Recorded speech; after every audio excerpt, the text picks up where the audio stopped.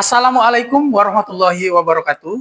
Kepada yang terhormat Bapak Ibu dosen penguji, uji kinerja pada PPG Transformasi Pendidikan Agama Islam tahun 2025. Perkenalkan, saya Riki Aiwan Mainaki, mahasiswa PPG PAI tahap 2 tahun 2025 di LPTK Universitas Islam Negeri Raden Patah Palembang dengan NIM 25104182488 pada hari ini, Jumat tanggal 10 Oktober tahun 2025. Saya akan melaksanakan uji kinerja di SMK Negeri 3 Prabu Muli kelas 11 TKRU dengan materi pernikahan dalam Islam. Terima kasih dan selamat menyaksikan. Siap. Salam kepada Bapak Guru kita.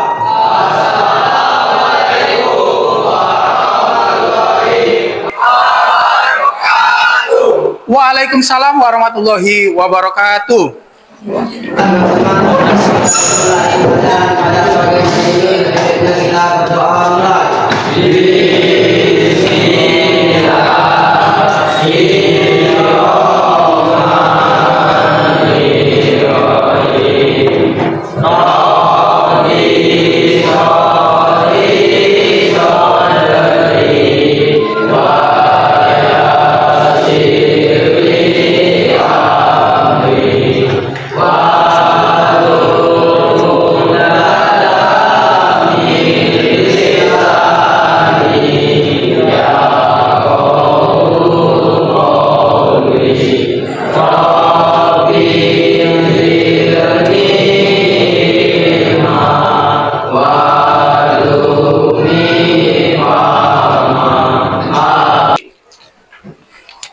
Alhamdulillahirrabbilalamin. Alhamdulillahi wa kafa wa salatu wa salamu ala habibil mustafa wa ala alihi wa ashabihi ahli tuqa wal wafa. Subhanaka la ilma lana illa ma 'allamtana innaka antal alimul hakim.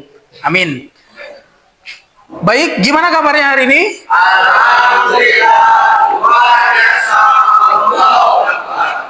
Alhamdulillah. Oke, siapa yang tidak masuk? Nil. Baik, sebelum kita mulai materi hari ini, ada baiknya kalian persiapkan dulu semua alat tulis dan semua buku. Nah, semua alat yang tidak berhubungan dengan materi kita hari ini, tolong disimpan. Apakah sudah siap? Oke, minggu lalu kita sudah mempelajari materi tentang larangan berbuat zina dan pergaulan bebas. Materi kali ini sangat berhubungan dengan materi kita di minggu lalu. Karena ini merupakan langkah atau salah satu solusi untuk menghindari dari perbuatan zina dan pergaulan bebas, yaitu pernikahan. Sebelumnya, apa sih tujuan kita hidup di dunia? Tujuan kita hidup di dunia adalah untuk ibadah. Wa ma khalaqtul jinna wal insa illa liya'budun. Jadi tujuan kita hidup di dunia adalah untuk ibadah.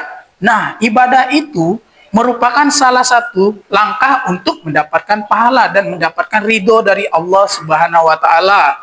Dengan ibadah, semua hal yang kita kerjakan akan berlipat ganda. Nah, salah satu contoh ibadah adalah pernikahan sesuai dengan materi kita kali ini. Jadi, kita akan membahas tentang pernikahan yang sesuai dengan ajaran Islam. Sebelum kita masuk ke materi, kita lihat dulu video berikut. Terus demi merubah hidup lebih bahagia. Benar, kebahagiaan itu pasti akan datang. Mungkin hanya sekejap.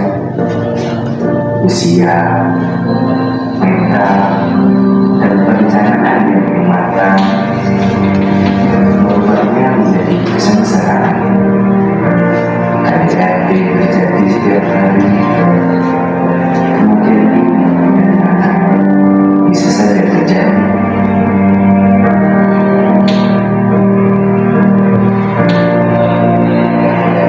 Stop pernikahan ini, karena nikah tidak sekedar untuk cinta, tapi nikah untuk usia dan mental yang lancar.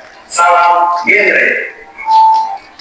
Di cuplikan video tadi, ada beberapa hal yang muncul atau pertanyaan yang muncul di benak kita.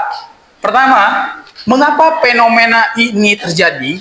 fenomena tadi adalah memang larangan berbuat zina, tapi karena berbuat zina, akhirnya mereka menikah di usia muda.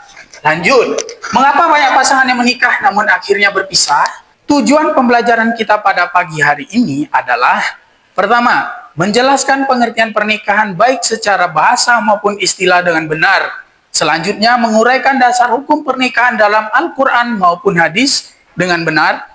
Menganalisis rukun dan syarat pernikahan yang sah dengan tepat, serta menerapkan konsep pernikahan dalam menganalisis kasus-kasus pernikahan kontemporer dengan benar. Nah, salah satu kasus pernikahan kontemporer adalah kasus pernikahan dini tadi. Kita bahas dulu tentang pernikahan.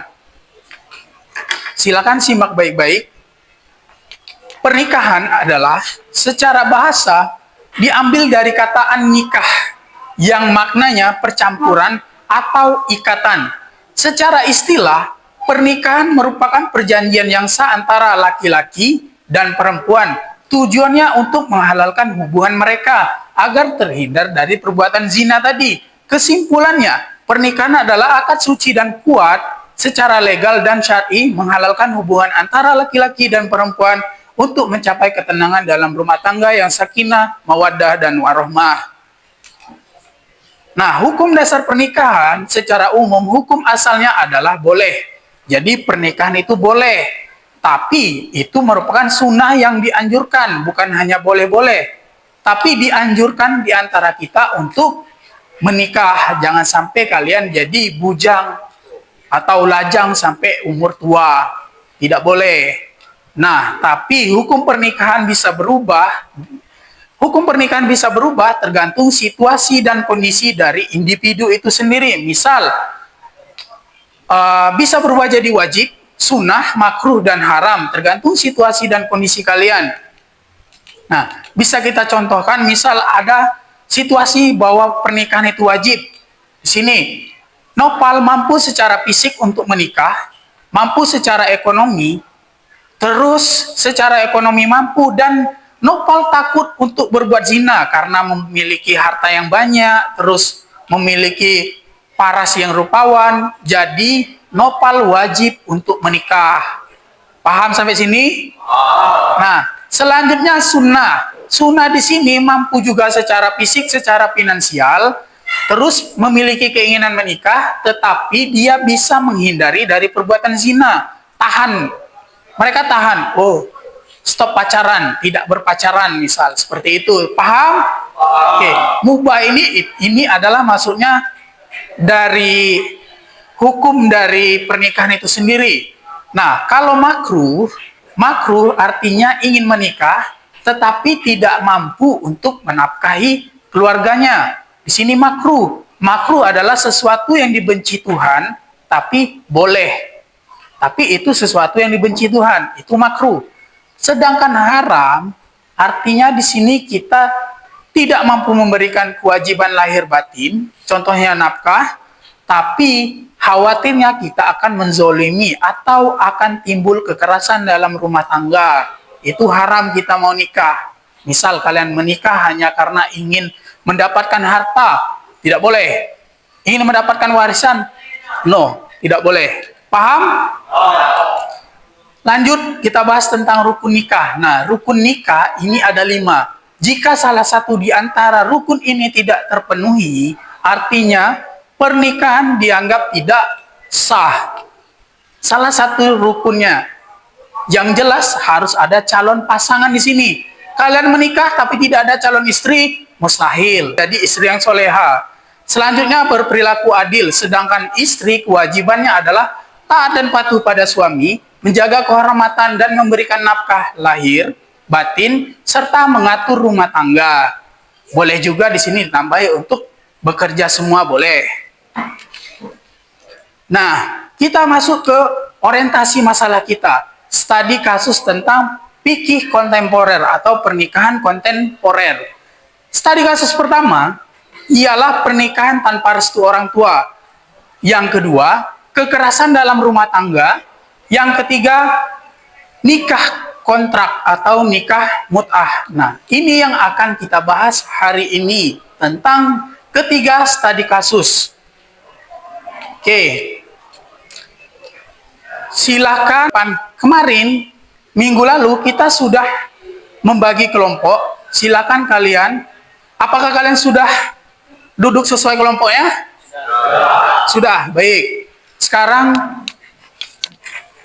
Pak bagikan lembar studi kasus.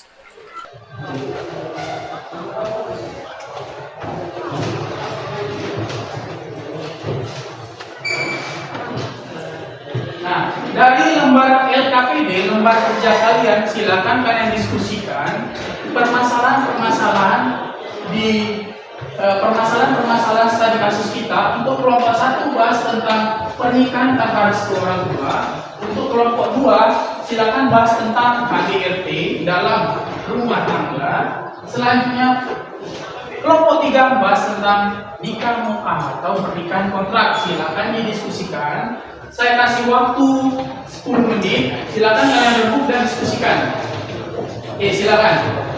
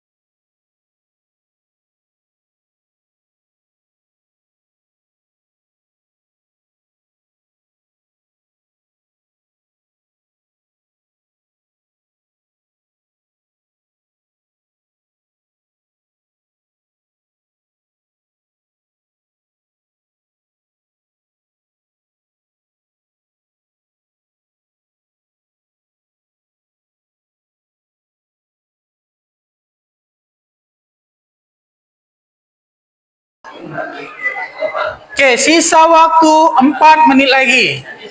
4 menit lagi. Tolong dipersiapkan.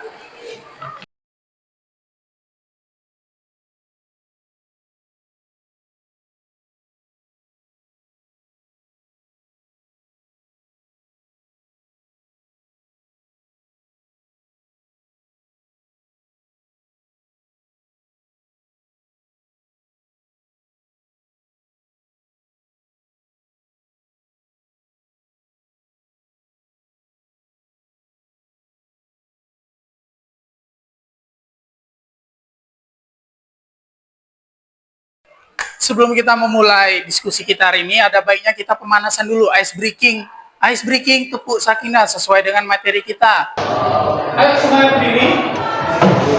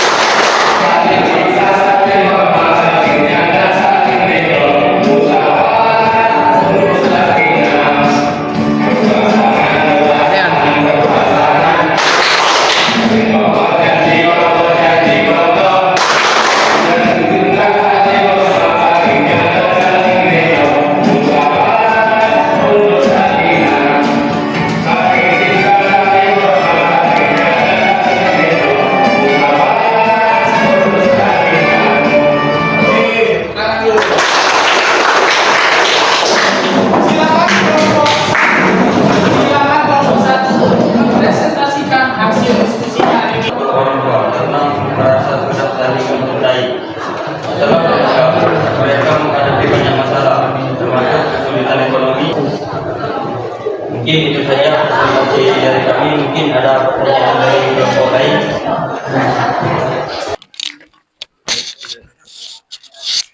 Baik, saya dari kelompok 2 ingin bertanya kepada kelompok 1. Apa saja rukun atau syarat pernikahan yang tidak terpenuhi dalam kasus tersebut? Jelaskan. Baiklah, kami akan menjawab pertanyaan kelompok 2. Rukun atau syarat yang tidak terpenuhi. Rukun yang terhadap tidak terpenuhi wali nikah. Apakah kelompok 2 sudah puas dengan jawaban kami? Mungkin itu saja presentasi dari kelompok 1 kami akhiri dengan Assalamualaikum warahmatullahi wabarakatuh. Waalaikumsalam warahmatullahi wabarakatuh.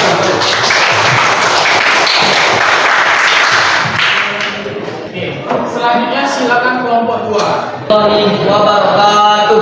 Waalaikumsalam warahmatullahi wabarakatuh.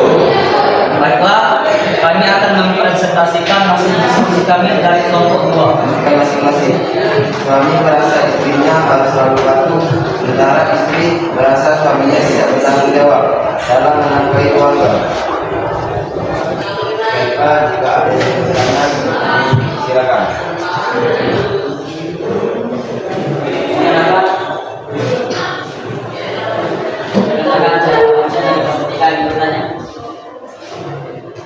Rukun atau syarat pernikahan yang terjadi dalam kasus tersebut adalah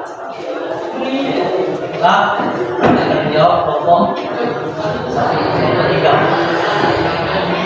Rukun atau syarat terpenuhi. Alasannya konflik ini terjadi setelah akad nikah dan bukan disebabkan oleh cacat pada rukun suami, istri, wali, saksi, dan jabatan.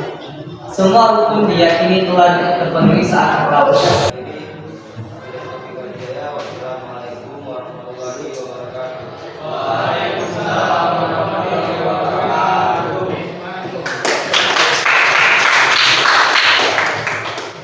Diskusikan atau mempresentasikan hasil diskusinya. Silakan kelompok 3. Presentasikan hasil studi dari kelompok kami. Studi kasus nikah mutlak pernikahan antar suatu. Kelompok itu akan bertanya, apa saja rukun atau syarat pernikahan?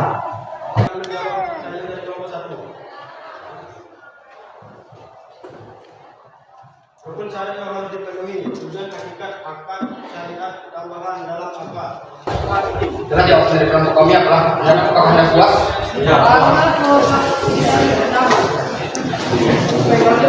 Sekian dari kelompok kami. Saya akan menjelaskan kembali apa sih masalah-masalah utama dari studi kasus ini. Untuk studi kasus 1 pertama ialah pernikahan tanpa restu orang tua. Pernikahan tanpa restu orang tua jelas tidak boleh atau tidak sah karena itu melanggar rukun dari pernikahan itu sendiri. Karena nikah, nah wali nikah di situ adalah orang tuanya atau ayahnya sendiri. Jadi jika rukun nikah tidak terpenuhi, artinya pernikahan tanpa restu orang tua maupun pernikahan dini itu tidak sah. Jadi di sini rukun pernikahan tidak terpenuhi, artinya tidak sah. Dampak negatifnya banyak. Paham sampai sini?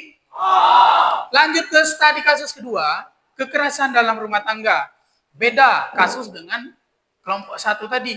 Kalau kasus di kelompok 2 adalah kekerasan dalam rumah tangga. Rukun nikah sudah terpenuhi semua, tapi tujuan dari pernikahan itu sendiri tidak tercapai di sini. Karena tujuan pernikahan adalah untuk menciptakan keluarga yang sakinah, mawaddah, dan warahmah. Tadi kasus ketiga nikah mut'ah. Nikah mut'ah jelas maupun dari mazhab apapun bahwa nikah mut'ah adalah nikah yang haram. Haram kawin kontrak walaupun memang jelas tujuannya adalah untuk menghindari zina atau perbuatan maksiat. Tujuannya atau tetap syarat pernikahannya tidak terpenuhi karena syarat dari pernikahan itu sendiri harus memenuhi hak dan kewajiban suami istri. Ini sudah direncanakan kapan mereka bercerai, itu tidak boleh. Kesimpulannya adalah, siapa yang bisa menyimpulkan silakan. Kesimpulannya, secara ringkas pernikahan dalam Islam adalah upaya seumur hidup untuk menggabungkan syariat atau hukum Islam dan fitrah atau kebutuhan alami manusia menjadi satu sistem yang membawa ketenangan, sakinah, dihiasi cinta, mawadah, dan dijaga oleh kasih sayang abadi rahmat dari Allah Subhanahu wa Ta'ala. Mengapa memilih pasangan yang tepat dapat mempengaruhi tujuan pernikahan. Itu tugas kalian, silakan dicari. Mengapa memilih pasangan yang tepat dapat mempengaruhi tujuan pernikahan. Yang kedua, jelaskan 3 kewajiban suami terhadap istri. Silakan. Mendukung dalam mencapai tujuan hidup dan ibadah serta mampu. Oke, lanjut. Ada yang lain? Jadi, tujuan memilih pasangan yang tepat adalah untuk menciptakan keluarga yang harmonis. Tungkahul mar'atu lil arba. Wanita dinikahi karena 4 hal. Apa saja? 5 liha. 5 liha nikah karena harta. Wali jamaliha karena kecantikan. Wali hasabiha karena keturunan. Wali diniha karena agama. Jadi pilihlah pasangan perempuan itu kriterianya ada 4. Harta, kecantikan, keturunan, dan agama. Jika kita mau hidup rukun dan tentram, pilihlah karena agama. Lanjut, 3 kewajiban suami terhadap istri yang harus dipenuhi. Silakan. Andes. Memberi mahar, menafkahi, melindungi, dan membimbing agama. Dengan tangan, apa saja perasaan kalian setelah belajar ini? Oke, silakan Nova.